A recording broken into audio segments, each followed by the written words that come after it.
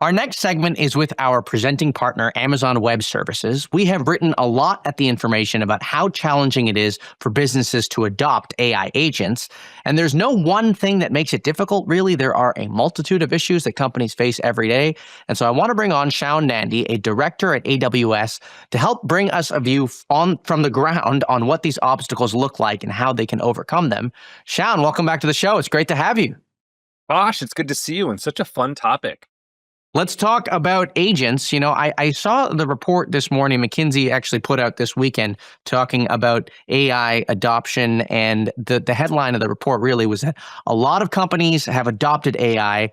Scaling AI is a much different story, and it was a much smaller proportion there. And so I want to talk to you about what the challenges are scaling agents. What are the challenges that customers are telling you they're facing with respect to actually rolling this out across their entire companies? Yeah, absolutely. Look, this is such a topically relevant concept because everyone's talking about it. We're seeing customers deploy these first agentic wins, and some customers are at a massive scale. But I think we're seeing a common thread of challenges. And maybe I'll first tell you how big it can be. I was with WPP on stage, well-known advertising, et cetera, technology now company. And they've deployed over 70,000 agents to production. So people can do this at massive scale. I think the challenge has been doing it at scale safely, securely, quickly, cost effectively. And I'll just give you a really simple analogy, Akash, that I think will resonate with people, a human analogy almost. If you had the luxury of having a team of humans help you in life, which is what agentic's going to look like, you'd get a legal advisor, a financial advisor, maybe even a travel advisor, right? A planning advisor. You have all these advisors. And having one advisor is pretty easy. They keep their notes in their notebook. They call you. They know you pretty well. They have access to your stuff. But when you have a team, you got to think about what access does everyone have? Does my travel advisor have access to my investment strategy? No, but they probably need some basic financial info. How do they share notes? And how do you constrain all these advisors? How do you make sure they're spending the right amount of time on things? And that's some of the challenge with scaling agentic is looking at Right. how do you deal with and I can break down those pieces for you in not Well, technical, but in business terms. yeah, I mean, look, what we've been hearing on the ground from our end here is one category of the problem is that the product itself needs a little bit of polishing. Another category is the predictability of costs. I mean, how do you even tell how much you need to spend on this stuff?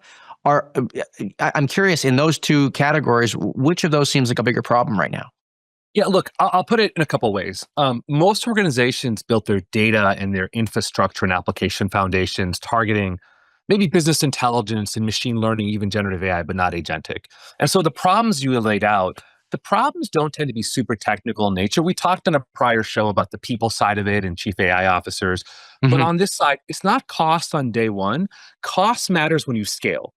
Cost is what holds you back from getting really big, but not getting started. It probably is things like access and security and privacy that are pretty important, as well as how agentic is so different on distributed systems. So when you think about building an agent, you really need to think about how it might scale and access things. Like an agent might run for 5 hours or it might run for 5 seconds, depending on the task. And when you ask agents to reason and think on your behalf, how many things do you want them to go out and touch? Do you want them to adopt the identity that you have as the user or like a super user? Do you want them to be able to create things on your behalf or draft them? Having all those guardrails, all of this is technically solvable today, Akash. I think where we've been focused helping customers is making sure customers don't reinvent how they do that. Because if you're sitting there building this foundational stuff, these guardrails, you're spending all your time on that, not in innovating. And What so, about? I do want to go back to what you were saying about the cost side here, though, because one of the things that I've been thinking about is, hey, you unleash this agent, you put it into your system, and you say, you're going to do the work for me. I mean, you don't know how much work it's going to take. You don't know how much compute it's going to use. I mean, conceivably, if I hire 10 people here today, they could stay until the wee hours of the morning. And, then you get into issues of overtime and stuff like that. How do you know how much an agent is going to cost you? How do you sort of constrain that issue? I love that. I love that analogy, Akash. You nailed it. And look, this is not a new concept, even though it feels new. When cloud started, cloud has been around 19 plus years at this point. And when cloud got to the enterprise, all these CFOs are like, what if all my developers spin up things in the cloud? How do I make sure they don't run them forever? They're not too big. And we had to build cloud cost management practices. We often call it FinOps. That same concept, the business concepts apply perfectly well to agents. Understanding variable cost consumption and how you measure and metric it. From a technology perspective, what our customers are asking for is how do I get better telemetry? How Hmm. do I know how much resource an agent's consuming in real time? How do I get alarm bells when it's consuming too much? How do I think up front about, like I mentioned, the travel advisor to you? Look, if you asked a travel advisor for the best things to do in Paris, they could research it on the web, or they could fly to Paris, go visit 20 restaurants, eat 20 meals and build that back to you, right? So having guardrails up front that defines what the agent is allowed and not allowed to do. So there's two techniques. One, when you pilot, you build things more narrowly. You can always broaden them later. So while agents are capable of so much, you often start them on simpler and bounded tasks, and then you grow them by adding a second agent or adding capability. That's Hmm. part A.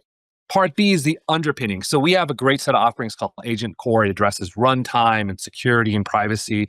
But one of those modules in Agent Core is all about observability. And whichever you use, open source tooling, our tooling, you need to make sure when you build these agents for production versus pilot, you're putting those observability hooks in that has that telemetry coming back. So your teams can see it, or better yet, a smart agent can watch the other agent. That's What, what, actually very doable. what about security? How much of a risk is security for agents? We haven't talked much about that on the show.